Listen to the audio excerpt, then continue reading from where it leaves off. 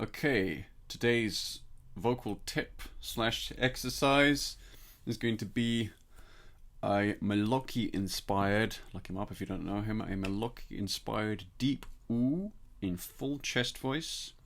We're not going to take this very high. It's an extremely difficult exercise. It's extremely physically demanding. If you push it too hard, you will mess your throat up. So slow and steady. Just a tiny bit of this, please.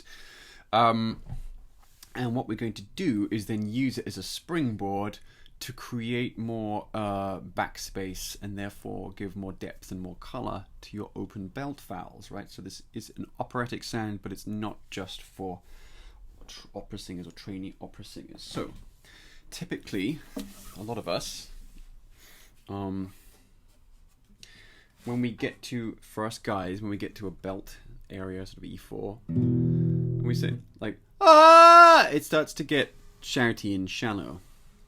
So we're looking for something with more depth, more roundness, more body connection. So there's a few ways to get into this. I don't want to convolute this video with all of the possibilities. So let's just stick with the exercise that I mentioned at the outset at the beginning of the video, and let's get into it. So it's just going to be oh. Oh, that's the sound. So take a moment to find that sound. We're going to get a bit of breath under it. Oh, use the inhale to open up the throat space a little. Oh, oh. Notice I'm kind of lengthening the back of my neck slightly as well. I really want to accentuate the possibilities of that pharyngeal space. At the same time, I don't want to do it so much that I'm like a Gollum noise, just squashing my neck, squashing my larynx, right? So, oh, oh. The ooh at the bottom should be an open ooh. I don't want to get too much into what that means, but don't swallow it from the beginning. Ooh, like this. Ooh. It shouldn't be a sort of swallowed, smothered sound. It should still have edginess and clarity, right? So the lips are nice and trumpety. The tongue is going to be back for this one, like a snail going into its shell. Otherwise, you're going to be stuck with something like, ooh, ooh. That might be okay for a pop song, but it's not okay for this exercise, for getting the most out of your voice. All right. Ooh, ooh, ooh. Just have a little play with that before we get into doing any kind of scales or anything like that. You know? Just get it really, really well established. All right, cool. So if we do something like, oh,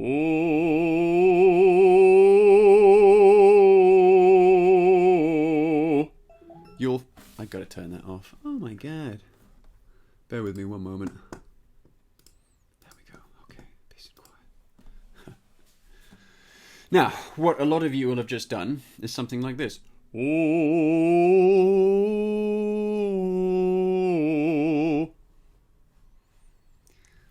You know who you are. No, it's probably most people. I did the same. Everyone does the same. We want to lighten. The ooh especially is really like antagonistic to chest voice. It wants to go super hooty. So we're going against nature a little bit. We have to do what is counterintuitive in this case. See? So you have to keep, it's very difficult, you have to keep the depth, all of the depth, by the way, and the compression. You have to keep it clear, chesty, and deep. And there's a fight. There's a real fight.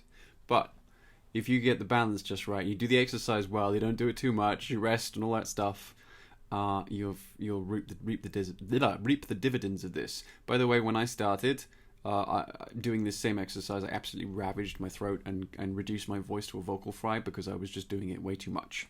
Right? And at first I thought there was the problem with the exercise. It was just excessive because it's a really, really heavy exercise. It's like, just deadlifting for half an hour every day at the gym or something. It's a strong medicine. Okay, take it very moderately until, of course, you get stronger. But all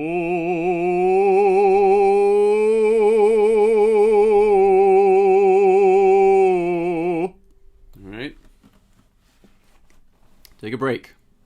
Put the weight down. For God's sake, put the weight down. Oh my God, seriously. Oh.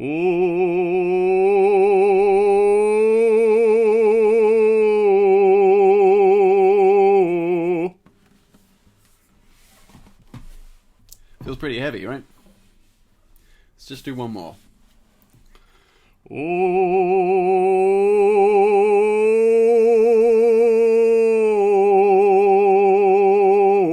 All right, cool. Woo! So, let's now use that sound as a jumping off point for a richer belt voice. Forget about that for the moment. Just give me... Let's go back to that troublesome E4. Oh! Can you say, oh? Like, oh no! Oh no! With that sort of plaintive quality. Like, no! Like that. By the way, look at the back of my throat. No! Oh! You see how open? So, you might have been already surprised at how full and loud that sound was after doing the deep ooh exercise.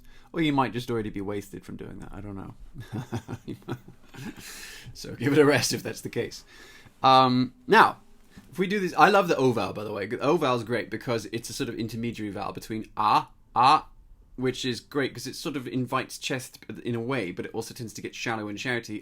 And the ooh, which is really, really hard to keep full and chesty, tends to get a bit hooty and vague like this. So the O is a lovely kind of halfway point. And then from there, it's almost like you're kind of inviting that ooh feeling with the O, and then you're sort of helping to draw it towards the ah by degrees. So, oh, yeah. You see, now you can, if we go for the ah first. Think posh. Think, oh yes, very good. Oh, you look at my enormous, magnificent mansion. You know, this very flamboyant sort of posh accent like this.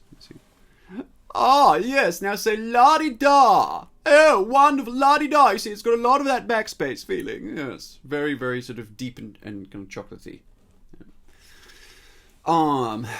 So now, la.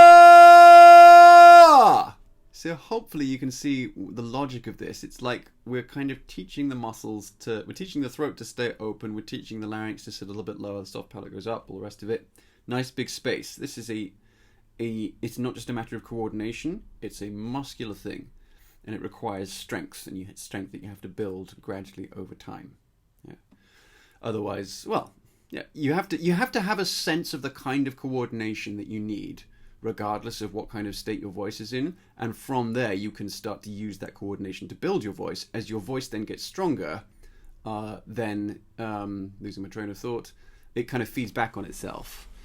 So you're able to better coordinate it. And then you're able, you know what I mean? Like you can build it, like chain these things together. That makes sense? Yeah. Not my most articulate moment, but hopefully you get what I'm talking about. So, what about air? Those kind of oh my god, that's one that always gets, you know, shallow and kind of shrill, right? So why don't we just bring the same feeling into the back behind it? Yeah! It's like air plus underneath it. Look what happens to my larynx when I say oh, there it goes. Oh no. Oh. So, let's use ah. This is a trickier one. Yeah!